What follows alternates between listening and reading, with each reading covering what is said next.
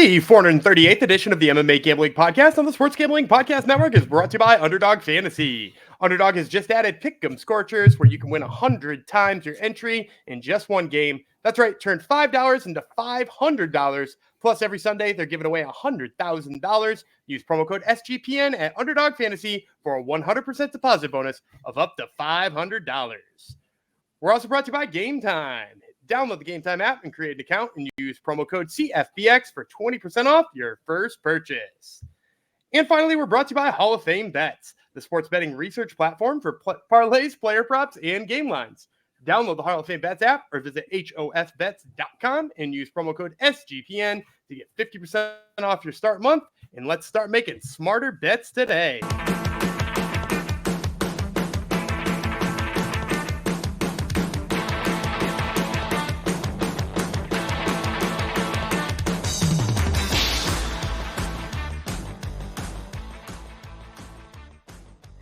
Howdy ho, degenerinos, and welcome to another episode of the video era of the MMA Gambling Podcast. This will be episode 438. Oh, I did it again. Yes. I did it again. No. I got to hit stop on it. I'm not used to having to hit stop on it.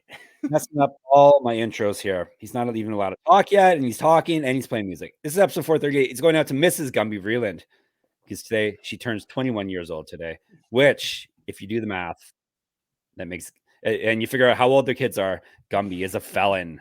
Okay. That's all he had. Wow. Yeah, No, she's not 21, but happy birthday nonetheless. And thank you for letting us record for our degens today and take care of the children. I am Jeff Chalkx Fox, as it says on your screen. If you're watching us on YouTube, we got an event to talk about. It was definitely an event. Oh, I'm not in the cave anymore, as you might see. Ugly as ever, but not in the cave. So we're making progress. Maybe I'll shave someday, and we'll see what's underneath this here face of mine. UFC 294, interesting event to say the least. We're going to break it all down in this episode. I think Nathaniel Wood actually summed it up perfectly. Summed up the whole event perfectly when he said it was all dick and balls. I didn't catch him saying it was all dick and balls, but he did. He said it to the doctor, apparently. Oh no, you're thinking of Victor Henry. Oh right, I'm sorry, Victor Henry. Yes. Nathaniel Wood got He got kneed in the balls too. To be fair, he also got kneed.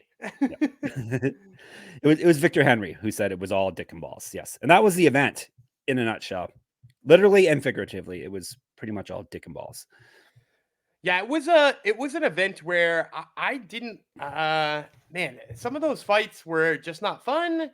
Obviously the two weird no contests, like that doctor just decided to be the main character of a pay-per-view card. Like I don't know what to say about any of that. Yeah, I didn't have fun watching it after the fact, and I thought I was doing poor too when I was watching it, and then I recapped after. I'm like, oh, I went 7-4, Gumby went 6-5, so we didn't do horrible, but it sure felt like I was doing bad. Yeah, well, I think some of that is like where you're like, I didn't hit a couple of winners here. I think I've only won 6 fights, and there were 13 of them. But like then you get the 2 no contests in there, and I hit a 270 underdog, and like that'll do it for you. Yeah, it was interesting, but MMA is gonna MMA sometimes. And last night or afternoon or morning, wherever you were, it definitely was an MMA event. How was the Discord? I just skimmed through it after the fact. Was it jumping still, even though it was a weird hour of the day? It was jumping. It did seem like a bloodbath for quite a few people. It felt like people weren't hitting as well as maybe they have in the past for obvious reasons. And then like we got weird results too. Like I was in on Said Nurmagomedov, but at the same time, like I thought Said Nurmagomedov for sure was going to win by knockout. Like I thought that was going to be a striking match, and then sure enough, like Muin Gafurov just suddenly decides like, no, it'd be a great idea to stick my head on the side of Said Nurmagomedov, who is known to choke people. So like even the results that we got that were good, I think some people had some props that made them less good. Yes. Yeah, it was a good night for Fight IQ as well. There was quite a few "what are you doing" moments in that fight. Not just the officials and the judges and the referees, but also the fighters as well. I'll give a shout out to the judges. The judges were actually really good on that card. I don't think one Co-main side. event was a weird 28-28 weird score, but I don't think I guess 28-28 is a understandable. weird. I don't think it's a weird score. I think there's a real argument that Usman won 2 and 3, and I don't know that I love the 10-8 first round. Because there wasn't a lot of damage in there. Like there was a lot of control, and he clearly dominated. Yeah. I guess he was close to finishing on a few of those rear naked chokes, so like maybe a 10-8, but I actually don't think 28-28 is that bad of a card. Okay, there you go. So obviously it wasn't, if at least one person's able to argue and say it's not. So before we jump into Gumby, which hat are we wearing today? That's going to be a thing. Gumby's got different hats. This is the single A Atlanta Braves are in Augusta, Georgia, and they're the Green Jackets. Get it? Golf, yeah, golf. Nice. Golf reference there. Yeah. Yep, there you go. Gumby is full of cool hats, and it was mentioned. Superfan Jong noticed his hat. Last time it was the something sock puppets, right? Yeah, Burlington sock puppets. Burlington sock puppets, right? So there you go. Gumby bringing the heat with the hats. All right, we're going to recap this event. Didn't go off without a hitch, obviously. On the scales, in the cage, fighters were allowed to fight with pre-existing conditions. It was a bloody staff ass. Yeah, exactly. Diagnosis bloody ass. Yeah. So we'll jump all into that after I tell you about the NFL Gambling Podcast and the giveaway they're doing right now. The NFL Gambling Podcast guys are doing a review contest. Leave an Apple Podcast review with your favorite touchdown related bet for this weekend. Actually, this is probably too late. We're skipping all this, but still, NFL Gambling Podcast. Give them a review. Listen to the show, all that stuff. Okay. All right. Forget I said any of that before leading up to that. I'm going to tell you about Underdog Fantasy, though. They're with us. They're not going anywhere. Underdog Fantasy is a way to play alongside your favorite football team all season long. Underdog has just introduced Scorchers. Go 5 for 5 and pick them Scorchers. Enjoy a spicy 100 times payout. And for a limited time, Underdog is extending the first deposit bonus up to $500. $100,000 Sundays continues on Underdog Fantasy. 10 lucky players will win $10,000 each. Do you have an Underdog spicy play, Dan, for anything coming up? I've been leaning on in the MLB playoffs. I've been leaning on Bryce Harper over or a higher than half a run. It seems like such an obvious play because the people behind him are hitting so well. Like Alec Boehm is weirdly hitting well, and so is JT Realmuto. So he's just on base for those guys all the time. Plus, he stole home the other night.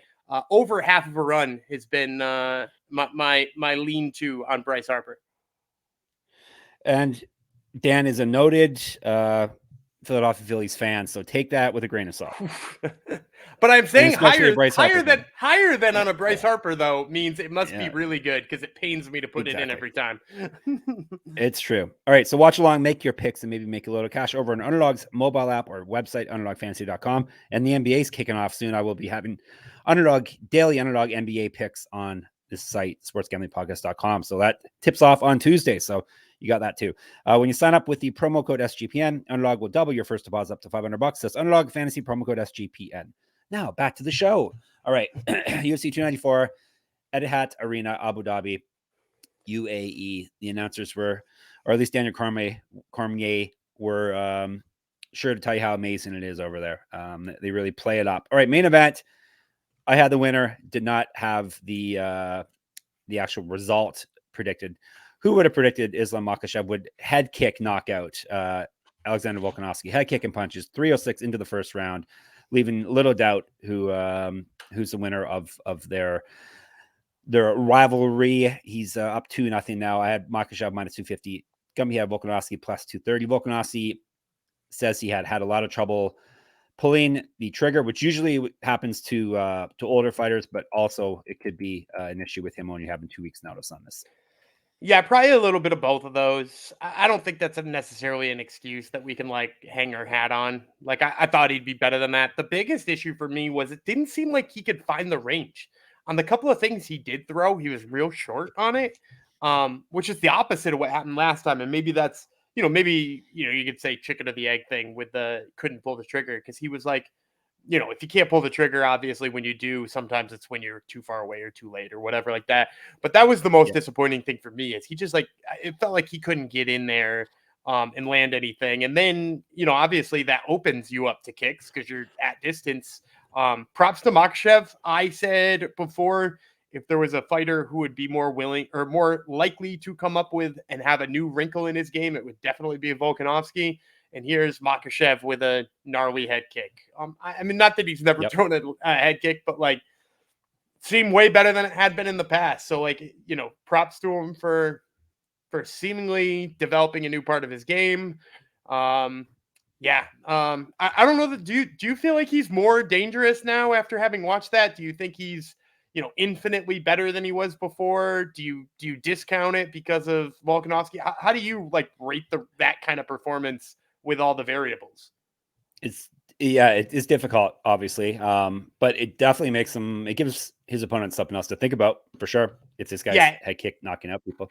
It makes me even more confident that he'd beat Justin Gaethje, because kind of the whole thing for me, I was already going to pick him if Gaethje is next, because some people seem to think Gaethje's next. If Gaethje is next and that's what they wind up doing, I wasn't going to give Gaethje much chance. I'd pull the trigger on Makhachev inside the negative 200s. But if you got me up into the threes or something like that, I might think about Gaethje as a value play. But now that Gaethje's going to have to deal with some striking too, even in the threes, I'm maybe not loving Gaethje as much. Yep, that's true. Gaethje does think he is next. So whether that is the case or not, you would think he probably would be. He's the biggest name, and they could make an argument that he's deserving of next. So I would guess that would probably be next for Makhachev. But as you were referring to, it's hard to take a lot out of this fight. It was quick. Obviously, it was 3 minutes or whatever. And Volkanovski obviously was not at 100% strength in this.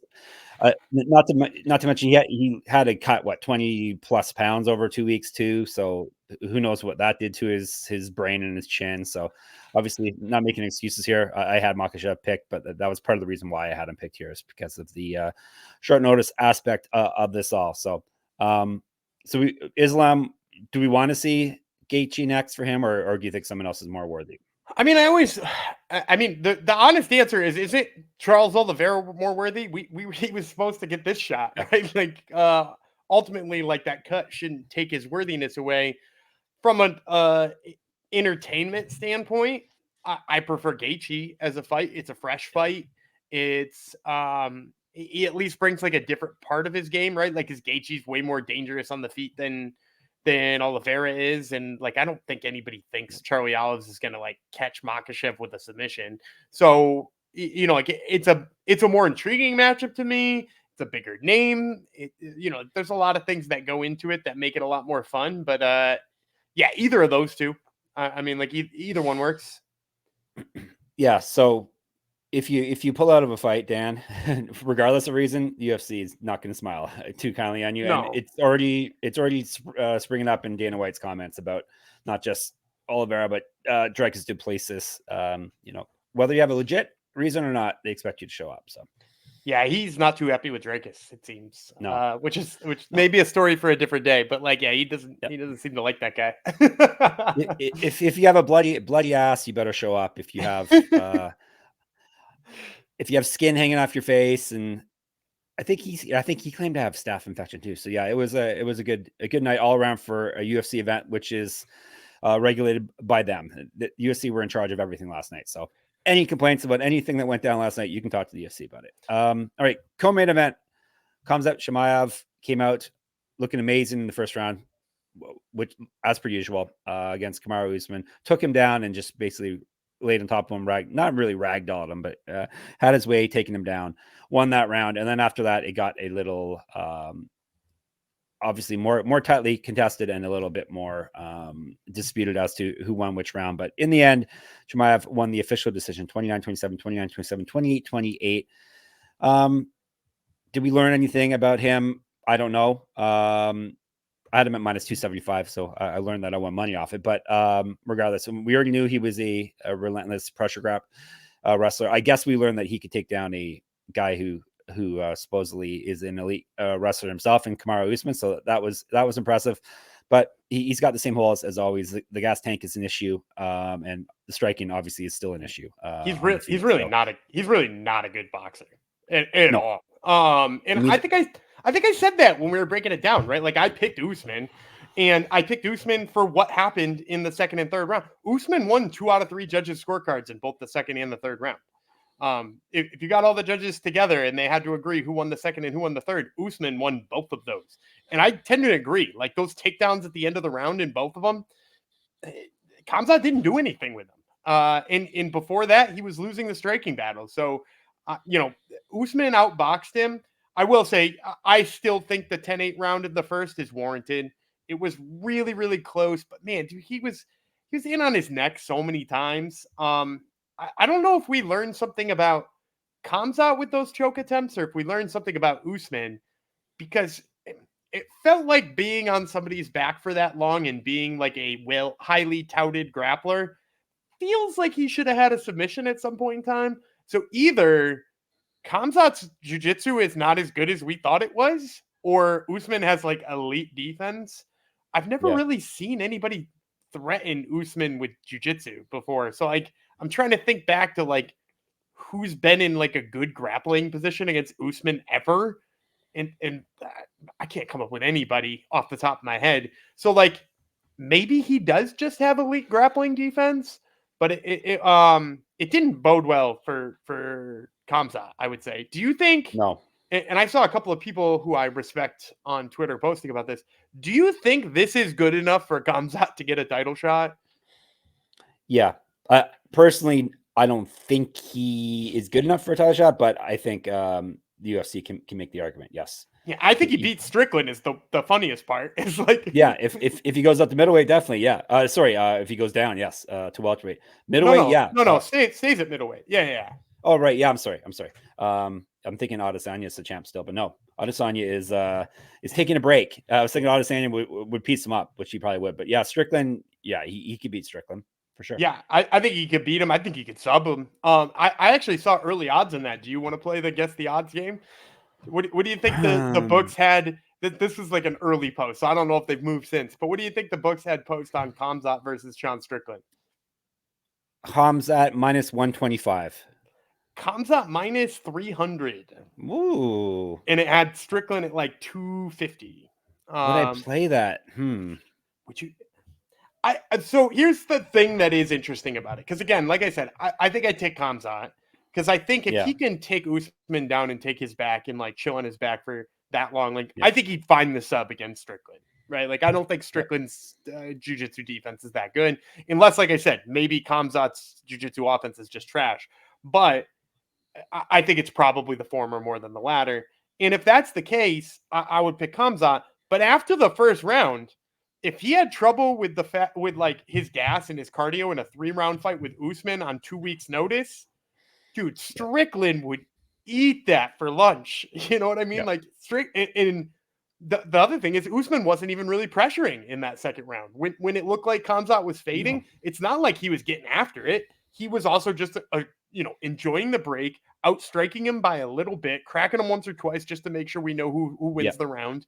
And Strickland wouldn't be that. Strickland would be on top of that dude nonstop for 25 minutes. And I don't know if he could handle that. And there's all the qualifiers in this fight as there were in the fight we just discussed. Usman stepping in short notice. And then there's added things, obviously. Moving up a weight class for the first time ever. And, he's a older fighter at this point. A lot of wear and tear on his body. So I think he should stay at 85. That's my hot take out of this. Why not? Yeah. Because like he drew on one judge's scorecard with Khamzat, who's, like we're saying, probably the favorite to be champ sometime in 2024. And it's not like there are a whole bunch of like easy matchups for him to get back on track at 170, especially as he's aging, right? He's getting older. So like, I mean, like he doesn't want a third one with Colby. Third one with Leon Edwards seems unlikely. So there are your 2 title chances right there. He's left like rooting for Colby Covington in that title fight so that he's relevant in the title picture again. And then like, I don't know. I don't think matchups with guys like Sean Brady and Bilal Muhammad are all that like, Shavkat Rachmanov are all that like tempting. Whereas he could stay at 85 and he could fight like I don't know, Brendan Allen has a main event coming up. You know, like he could fight the Brendan Allens of the world and the Roman Dolidze's, and like I think he could beat those guys. Yep. 36 3-fight losing streak. Probably, well, he's got the name, so I was going to say he's probably not sniffing the title shots anytime soon, but maybe he is. So yeah, if it's a quicker and easier route for him at middleweight, then by all means, if it's better for his body as well, then by all means stick up at middleweight. Cutting weight gets harder as you get older as well. So, and then the nonsense starts with the next fight, light heavyweight. No one won. Dan had Ankalaev. I had Johnny Walker. Neither of us won. It was an illegal knee, no contest, 3-13 in the first round. Walker was the recipient of the illegal knee, was pretty much good to go, but he didn't understand what the judges or the doctor, I guess, was asking him, and they waved off the fight. He thought the fight was still on. So maybe his actions after the fact proved that he really wasn't in good mental shape to actually continue the fight. But that's just Johnny. Exactly, it's true. That's just Johnny Walker. The doctor asked him what country he's in. He said he was in the desert, which is true. That's a fine answer, by the way. Also, shout out to our guy Jack in the Discord, who right after that posted, "What country is Abu Dhabi in?" Yeah, exactly. And then just like it was radio silent in there. I'm like we're not winning any geography bees in the MMA gambling Discord. So radio silent in there, nobody answered, and he goes, "See?" Yeah, exactly. Yeah, there's nothing really to say about this fight. I'm sure they'll run it back soon. But yeah, it was just incompetent officiating. Dana White mentioned that the doctor was inexperienced, but guess who was responsible for all the officials last night? Dana White was responsible for. Can I tell you one takeaway from that fight? Is that Magomed Ankalaev's never getting another title shot ever again. So wacky. All his fights are so wacky. Poor guy. Like, they were so pissed off after he drew with Jan Blachowicz. And like, some of that wasn't even his fault. I mean, like, he could have pressed forward. He could have done more here or there or whatever. Like, he could have gone for it, sure. But, like, it's not his fault that nobody won that fight. And then Dana White was pissed about that. Wouldn't give him the shot again.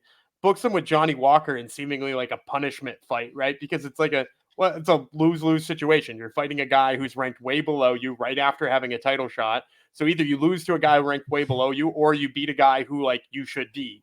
So like they book him in this lose-lose fight, and what does he do? Blatant knee to the head. Also, can somebody write down what makes a knee intentional or not? Because like he was down on a knee for like a solid 10 seconds, and then he throws a knee to the head, and they're like, hell of an accident. Yeah, no kidding. It was a night of fouls, let me tell you. Yeah. And non-fouls, as we'll talk about in a few fights. And yeah, fouls not called. It was, which luckily we had Daniel Cormier to steer the ship for us and help us through all these rules that he would know because he was UFC champion and we don't know about.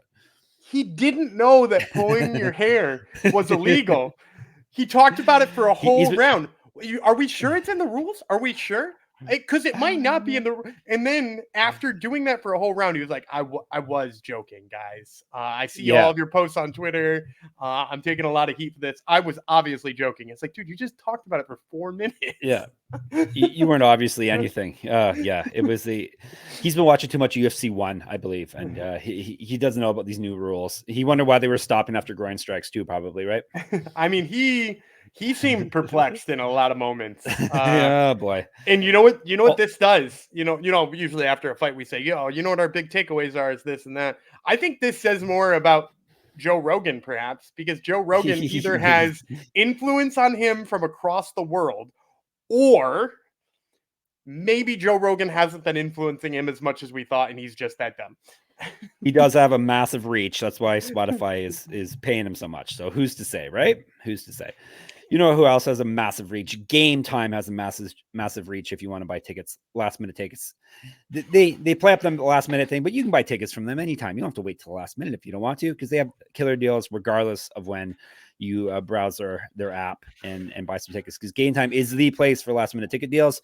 Forget planning months in advance. Game Time has deals on tickets right up to the day of the event. Get exclusive flash deals on tickets for football, basketball, baseball, concerts, comedy, theater, and more, aka us, MMA. We're always thrown in the more bucket, but that's okay. We're used to it. The game time guarantee means you always get the best price. If you find tickets in the same section in a row for less, Game Time will credit you 110% of the difference. By my math, that means you make money off of that deal. So snag the tickets without the stress with Game Time. Download the Game Time app, create an account, and use code CFBX for $20 off your first purchase. Terms apply. Again, create an account and redeem code CFBX for $20 off. Download Game Time today. Last minute tickets, lowest price guaranteed. And we're brought to you by Hall of Fame Bets. Win bigger by betting smarter this NFL season with Hall of Fame Bets, the sports betting analytics platform for parlays, player props, and game lines, not limes. Research every NFL, NBA, MLB, and soccer bet with historical stats and data. Enter any parlay ID into Hall of Fame Bets revolutionary parlay optimizer tool to get hit rates broken down by leg, as well as an expected probability for the entire parlay. Sort all players by hit rate for any bet to learn which players are hot and which picks have value. Stop betting in the dark and join over 30,000 users researching with Hall of Fame Bets to craft more intelligent, data-driven parlays. Download the Hall of Fame Bets app or visit hofbets.com and use code SGPN to get 50% off your first month today. Start researching, start winning with Hall of Fame Bets. Moving along, we did get a result, and a result we wanted in the next fight. Middleweights, Ikram Aliskerov versus Warlley Alves. This basically was a replay of Aliskerov's UFC debut. Him getting caught with shots, him kind of stumbling around, looking like he's in trouble. Maybe that's just his style. And then he comes through. First, it was the jab, which basically was the beginning of the end for Phil Hawes in their debut fight. It was the beginning of the end for Warlley Alves. Hurt him with the jab, then ended up TKOing him with knees and punches 207 in the first round. It's a kind of a wild ride, though, following along with Aliskerov, because, like I said, he always looks like he's in trouble of some sort. Maybe he's just clumsy on his feet. I don't know. Maybe Gumby has some insight into this. Yeah, I don't really have much insight into this. This is like a fight he should have squashed Alves, because Alves comes up late, just like we just talked about Usman, doing it on short notice, and also like against a highly touted prospect versus like, like the other fights, it was like people who we think of as generally being on the same skill plane. We don't hear, he won quick. I do worry about his striking defense. It does seem to be his biggest flaw, but I don't think we will know more until we see him fight somebody. No. And we're probably going to shy away from him with big lines if he does fight someone better going forward, which you would think he would. He was at minus 599 last night. Hit that. We hit Said Nurmagomedov at a line that we thought was actually a pretty good line for this fight. He was at minus 218 against Muin Gafurov. He submitted him guillotine choke, 113 into the first round. It was hopefully that fight was loser shaves their back fight, right?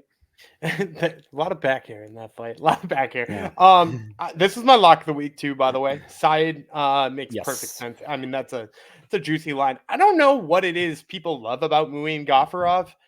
We've now seen him fight 3 times, and I don't know why he would be that close to. I mean, I guess Said Nurmagomedov is coming off that loss against Jonathan Martinez, but like Jonathan Martinez just beat the hell out of Adrian Yanez. So like, it's not like aging well. Yep. Yeah, he's Jonathan Martinez is a tough out. So like that's a like that was a wild line, because Muin Gafurov, I mean, he got beat on Contender Series by Chad and Helliger, and like got taken down a bunch, and like I mean, it wasn't a good fight. He still found his way into the UFC and now is 0-2. So for him to have that close of a line against Said was crazy, and he did. Almost what I thought. Like I said, I thought he was going to just get pieced up on the feet and do something stupid and get hit with a punch. Instead, he got pieced up in the grappling when he did something stupid and got caught with a choke. Yep. Chad and Helliker is one of your whipping boys now. He's always catching strays. Has he fought in the UFC? I feel like they signed him off a Contender Series and he has not fought. I think he has. I'll put the intern on it while you. I'll fire Gafurov. Are we firing Gafurov? Yeah, probably. He's looked really not good. Yeah, he's 0-2. Are we firing Alves, or is he safe because he took it on short notice? He's 0-3 now and 1-4. Safe for taking it on short notice and going up a weight class. No, that's true. Okay, fine. We don't want to, just to be clear, we don't want to fire people. We just have to. It's our jobs here. All right, so that was the main card. This is where I made my hay, because earlier in the night, Gumby, you pulled ahead of me in the overall return on investment for the year. You were ahead of me slightly, and then you finish off with some dumb picks, and I pulled ahead. So So you're only up a smidgen then, huh? Yes, a smidge. Exactly. I went 4-0 on the main card because with the one push, you went 2-2. So like I said, this is where I made my hay. Next fight, good fight. Kind of went the way we hoped, but Tim Elliott couldn't end up pulling it out in the end. Muhammad Mokaev, that lovable Muhammad Mokaev came through, submitting Tim Elliott with an arm triangle choke, 303 into the third round. A lot of threes there, Dan. Third round, 303. Should have waited another 30 seconds to submit him, but nonetheless, impressive win. I don't know if it was an impressive performance per se, but it's impressive to be able to submit Tim Elliott because he's a tough old guy. True. I first of all, Chad Henniger's fought twice in the UFC. He beat Jesse Strader and lost to Haile Alatong, and will be fighting Jose Johnson next month. So working on three fights and wildly unremarkable. Makhachev, like a really good submission win. It's clear he's dangerous all the time, right? Like that's the thing about him. First round, dangerous. Third round, maybe even more dangerous, especially as you're tired. Knee, dangerous. Right. Torn apart knee, dangerous. I would say this though, like I saw so many takes, and I even posted about this on Twitter. It's like I saw so many takes of people saying, "Oh, flyweight's got a problem on their hands," and it's like I get that he's dangerous, but like, is he a problem for flyweight? Like not yet. He was maybe someday. He was less than 2 minutes away from losing to Tim Elliott because he was down on the scorecards. I don't know if you saw that. Like, two different judges had it. No, I didn't see it. No, two judges had it 2018 Tim Elliott, and one judge had it 1919. So if he does not finish that fight right there, and it winds up going another 2 minutes, Tim Elliott takes a decision and hands him his first loss. So, like, again, good for him for winning. Like, great win, like you said, getting a submission, being dangerous, all great. But I don't know that he's a problem there. I wouldn't take him over any of the guys in the top 5. I wouldn't take him over Manel Cape. I wouldn't take him over Matthews Nicolau, who are outside of the top 5. Like, I think he's a top 10 guy, but I think he has massive holes. Yes. Tim Elliott out-wrestled him to start the fight. He took him down with a double leg and was on top right off the bat. So, like, for this guy who is, like, this dangerous wrestler and this, like, world-class wrestler, like, he needed his gas tank to be his best weapon. Yep. To the flip side of that, he is only 23, so that is a positive. And he has obviously an elite base skill to build off of, which is amazing wrestling. Not to mention, obviously, he's got the toughness and the willingness to pull fights, yank them out of the L column and put them into the W column last minute, because he's done it two fights in a row.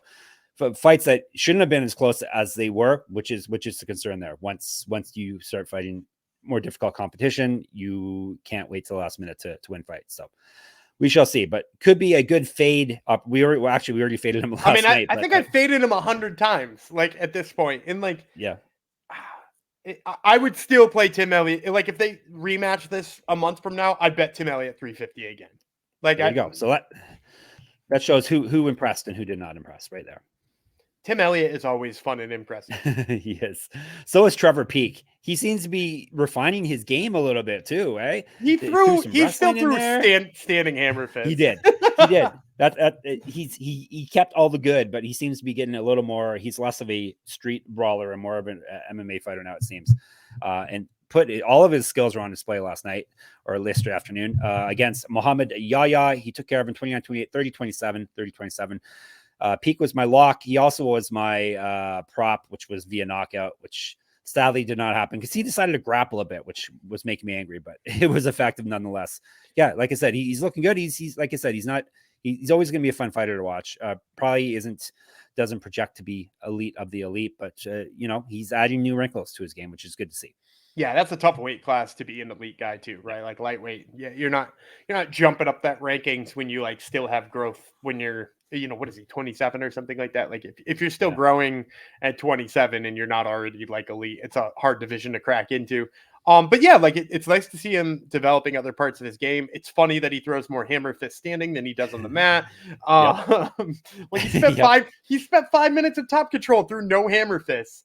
And somehow we got like 4 or 5 of them in the fight anyway. So appreciate that about him. And also, it's kind of what I said about Yaya when we broke it down on Wednesday. Is like he's a good counter striker, but like he backs up too much, and he clearly doesn't have the gas tank for 15 minutes. Like he needs to go in there and start somebody or have them play patty cake with him. And Trevor Peek just doesn't do that. Trevor Peek gets after. Even when Trevor Peek's more reserved, he's still getting after it. Do you think Yaha has a future at all, or is he going to be like 2 fights or 3 fights and he's gone?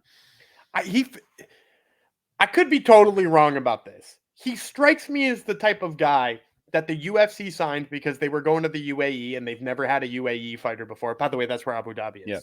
It's in the UAE. United Arab Emirates. Yes. Yes.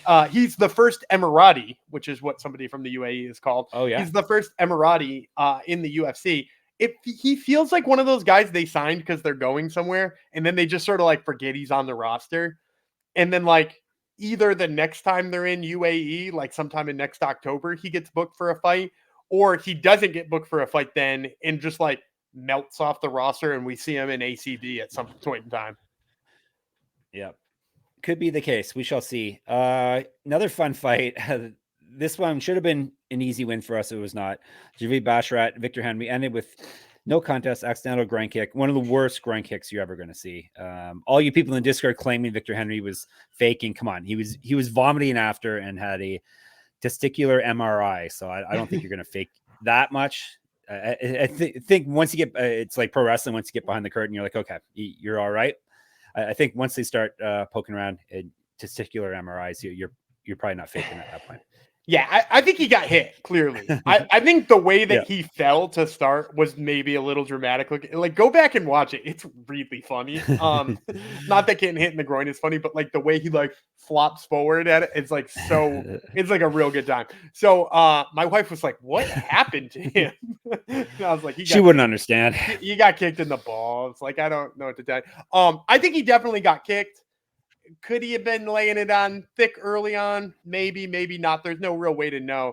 But you know what my favorite part of all of this is? There is a Twitter battle going on right now between Josh Barnett, who's the coach of Victor Henry, if you didn't already know.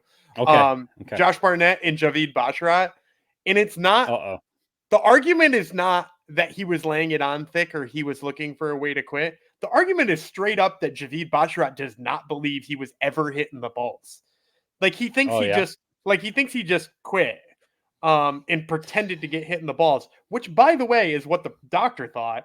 But yes. But at the same time, like, I would get if he was getting the absolute crap kicked out of him, right? Like, if he was getting dominated, like, maybe you have a leg to stand on. Like, he's looking for a way out. And I don't think he was. I think he actually got kicked really hard. He wanted his payday. He was in a reasonable fight. So, like, why not keep fighting if you are okay?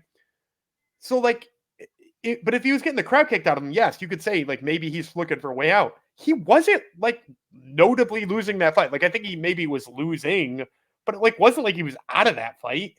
So, like, the argument that he was faking it all together and needed a way out and he was being a cat, like, why? Like, he signed up for the fight in the first place. It's like, it's a real bizarre claim there by Javid Basharat. He's maybe showing a little bit of the I train with Jake's Shield side of him. Yikes. You also said a leg to stand on, which is funny. I know it wasn't intentional, but that's a good pun there. How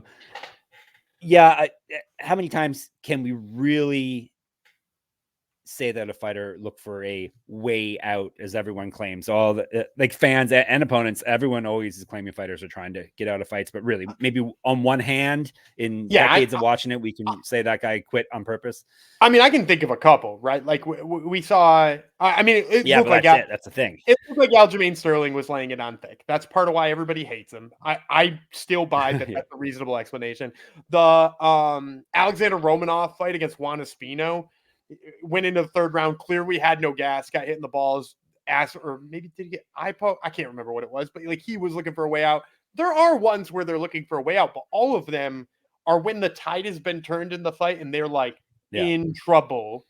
And they're like, a DQ or a no contest here is my best bet. That clearly wasn't the case for Victor. Like he wasn't listless in there. Yeah. And it's an exception, not the rule. Also, Gumby mentioned a couple, and it's been decades in this sport. But Daniel Cormier probably doesn't, like I said, realize you're not allowed to do that anyhow. So he's wondering what all the fuss is about. Should have been a TKO ball kick. Yeah, you said Juan Espino. Whatever happened to Juan Espino? I missed that guy. He almost feels like a Mohamed Yahya guy. He was fun. They liked that they had the Spanish market. They liked that they had a 50-year-old Ultimate Fighter winner, and he was there for a minute. And now we just kind of forget he's there until somebody says his name. A Mike Tyson punch-out character come to life, and he's gone already, sadly. All right, middleweights. Cedrikus Dumas made me look smart. Helped me get a leg up on Gumby here. He beat Abu Azatar, Mr. Potato Head himself. Decision 29-28 across the board. Used his length. Both guys had their moments. They both had. I think Azatar has more striking power. Like it was more peril when he was hitting Dumas, but Dumas's length and youth probably helped him come through later in the fight, and lack of ring rust like Captain Morocco has. So Dumas came through for me. The Reaper had the victory at -225. Yeah, Zaitar has about 30 seconds of cardio in him. That's it. Like he's and I said that. I did think that like he needed an early knockout. I thought he'd find it.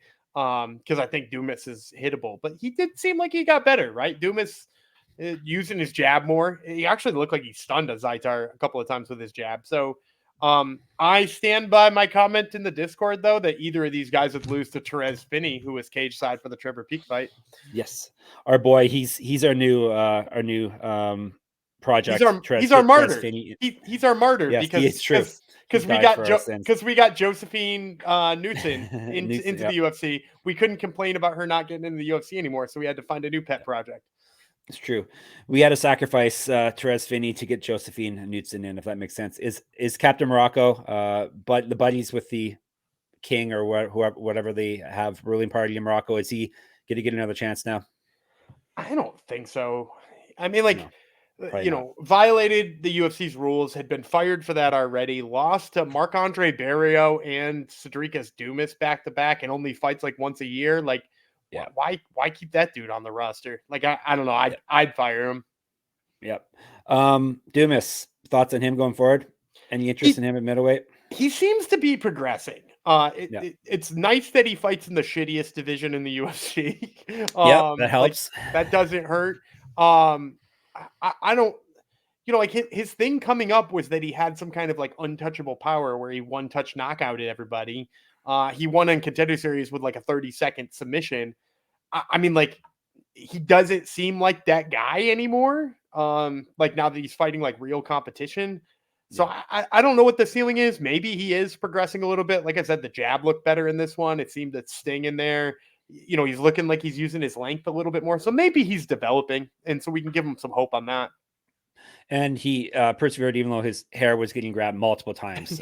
Not a foul. Zaytar was grabbing him by the hair and punching him. And Cormier was wondering if you're allowed to do that or not. So Cormier's been bald his whole career, though, to be fair. Yeah. Although he's like, 4 minutes he went on about that. Yes. I get it. He's a nice guy. I get it. He's personable and stuff, but come on. He doesn't know what he's talking about. Just give him the rule. Like the unified rules aren't long. No, it's like a couple pages, I think. It's like 10 pages, I think. Yeah. All right. So that was that. We had to have weight misses too. We couldn't just everything that could have basically gone wrong went wrong. We had fighters pulling out a couple weeks before the event. We had two fighters missing weight. We had all the fouls in the fights. I guess the judges were the only ones who really held their end of the bargain up here. Mike Breeden came in super overweight, 159.5. So I'm like, he's getting cut for sure. He's never won in the UFC. He's getting destroyed by Angelo Jubilee, who looked really good on the feet for the first 2 rounds. And this is a strange. It was funny, but it also made me angry because we were in on Jubilee. Breeden came out in the 3rd round and started barking like a dog. And Jubilee didn't know what to do. And he froze and did nothing the whole round. He looked scared at the barking. Yes, he didn't. I guess they're probably crazy street dogs in India, right? Roaming the streets. But I don't. Regardless, he got himself knocked out 3 minutes into the 3rd round. He did nothing in 3rd. It was like a deer in headlights, as the expression goes, or a deer getting barked at, perhaps. he froze and did nothing and got himself pieced up and then knocked out. I thought he was going to survive, and I'd be like, oh, what an idiot. You almost lost the fight. But no, you did lose the fight. I spent more time than I've ever thought I would debating with myself on whether or not he was out of gas or scared of being barked at.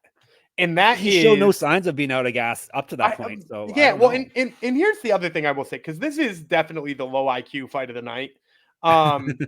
Because Jubilee, and we said this breaking it down, he's a really exceptional wrestler. Yep. Like, he's a very good wrestler. He did not try to wrestle a guy who came in overweight, has had trouble with wrestlers before, and has had trouble with gas before. So why not take a wrestling game to him, burn him out, which it seemingly would have been easy, neutralize any of his striking, and put him in the place where he's had the most issues. And instead he sat in kickboxing. And to your point, his kickboxing looks better. But, like, why prove that point? Like, what is the point of trying to kickbox with a guy who only wants to stand in front of you and kickbox? Yeah. So, like, yeah, I mean, really low fight IQ from Jubilee. And, of course, being scared of a guy barking at you is probably not a good sign in your MMA career. DMX should have been a MMA fighter. Who knew it was that easy? God. So I guess we get more Mike Breeden. As you said in the Discord, we get 3 more Mike Breeden fights. I think we get 3 more Mike Breeden fights. The dude is 1-4 in the UFC. He's got more lives than Daniel Lacerda at this point in time. Yep. Which is just... Who knew? But he was acting like a Diaz brother, so there you go. Did you hear what he said in the post-fight interview? I know you don't listen. Of course I didn't. Of course I didn't. He said, go, woof, woof, woof, woof, woof, no, woof, but woof. he did say that those first 4 fights were like bad breaks, and he feels like he could be champion. Bad breaks. They definitely were bad breaks. You got TKO in all of them. But yeah, or not TKO in your last one. Oh yeah, it was a wild fight. These things don't. I want to say these things. They don't even happen. They don't. They don't happen in any sport. Don't get that. And Breeden probably shouldn't have been in the fight because he had a nasty wound above his eye heading into it, which got opened up right away. And I think he might have claimed he has some staph infection left also on him. Sure, perfect. So good job, UFC. Once again, UFC were regulating this event. So all our complaints. Speaking of staph infection. Yeah. Featherweight fight. This one actually, at least it played out for Gumby. Gumby's been in on a couple of cheaters recently that have come through over me. Mohamed Naimov, you dirty cheater. I think Gumby and him planned this when he was on Gumby's podcast last week, Top Turtle podcast. They planned on all the fouling he would do. Gumby told him, just keep fouling because they'll never take a point away, and it's true. Took care of Nathaniel Wood, 29-28 across the board. He 2 groin strikes that were officially registered with the hapless referee, spinning back kick that looked like it went low, which was not, fence grab, which was not one fence grab. Yeah, that's true. A couple of fence grabs that did not register with the referee, and then at the end when Wood was pouring it on, some glove grabs that the ref actually had to break up. So that's a lot of fouls. No point taken. Good job, UFC.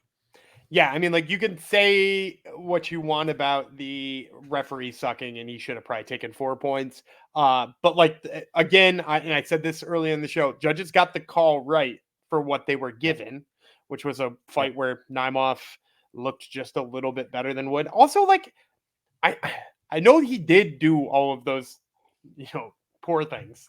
Apart from the glove grabs at the end, which might have saved him from being TKO'd. Did any of them, like, do you think any of them, like, wildly changed the fight? Fence grabs always do.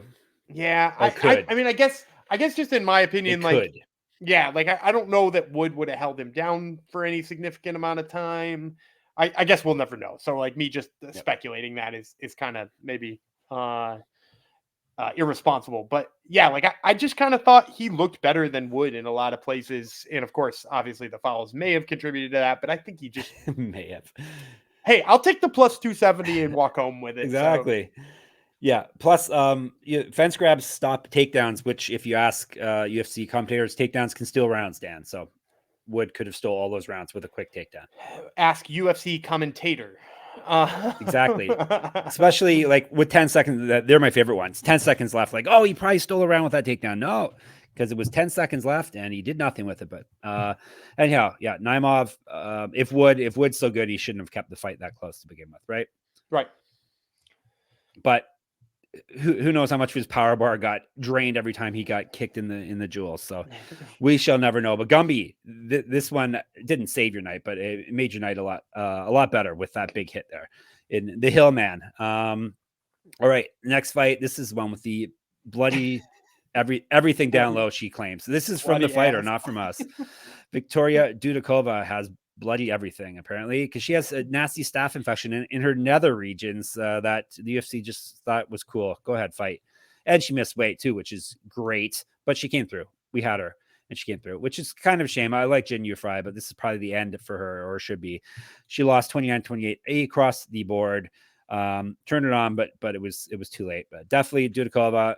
We weren't fans of the minus 500 line on her.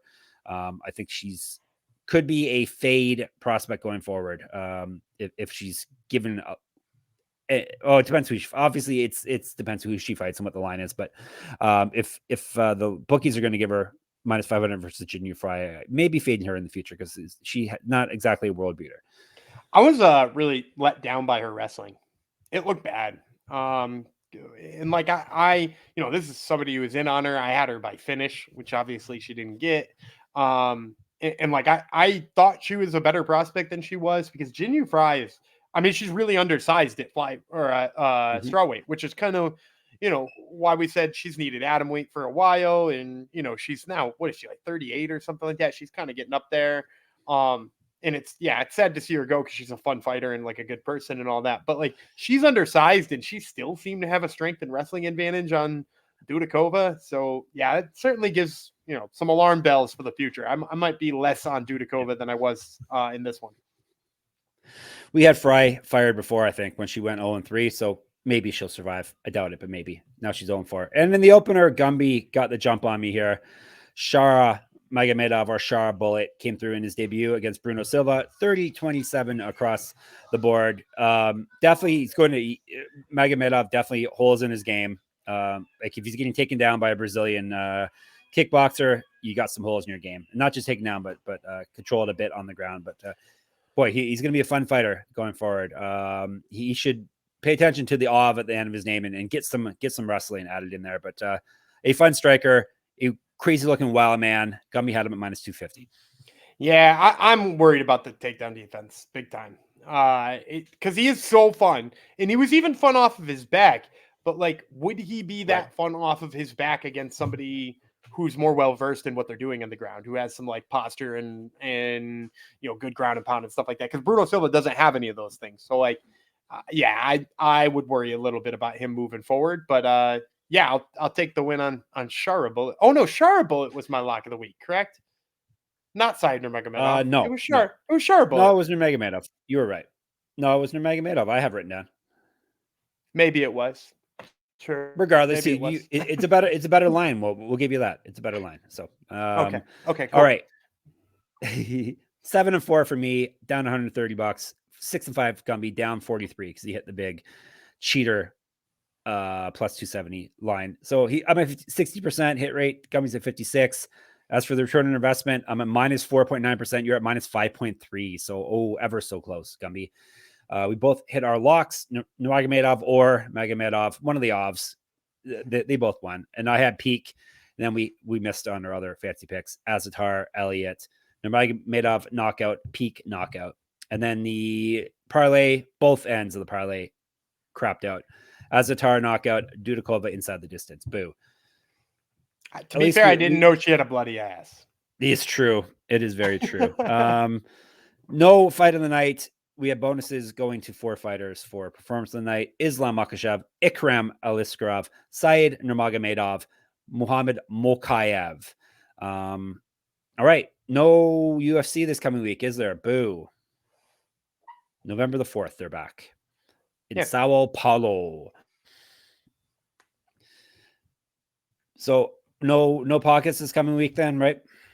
No, we've got so I've got the queued up for you guys. We got on Monday, which is tomorrow, you're going to hear us break down all 6 fights on an Invicta card from Boston, Massachusetts. Following that, we will be breaking down, I believe the next one we'll be breaking down on Wednesday will be Cage Warriors, which takes place this weekend as well. I think that one's in Rome, if I'm not mistaken. And then on Thursday, we'll be breaking down LFA, which has got a surprisingly good card. Headlined by a pretty good fighter who I actually got a chance to talk to on Top Turtle MMA podcast this week. So make sure you tune into that. There you go. Tune into Top Turtle for sure, and tune into our next 3 podcasts. Regional MMA, Gumby makes some good money off of that and helps everyone else do it as well. So that's our next episode. We'll be Invicta, as Gumby said, and we'll recap how the regional, actually one of the regional events has not occurred yet on the weekend, but we talk a little bit about what went down this past weekend, non-UFC. If you want to discuss more with us, sportsgamblingpodcast.com/Discord is the place to be. Twitter, SGPN MMA, Gumby Vreeland, Jeff Fox Writer. I'm also Jeff Fox Writer on Instagram. I got a Substack, moneymma.substack.com. Get in there, enter my weekly pick'em contest for free, get all my writing and podcasts and all that stuff in your ear holes as well. And we told you about Top Turtle. Make sure you listen to Gumby's other podcasts minus me, and sportsgamblingpodcast.com is the place to be, and sportsgamblingpodcast.com/Patreon to help us crush corporate gambling. We shall be back tomorrow in your ear holes with Invicta, which shall be fun. It'll be Bullet, Jeff Fox, Hillman, Gumby Vreeland. We shall talk to you then. Bye-bye.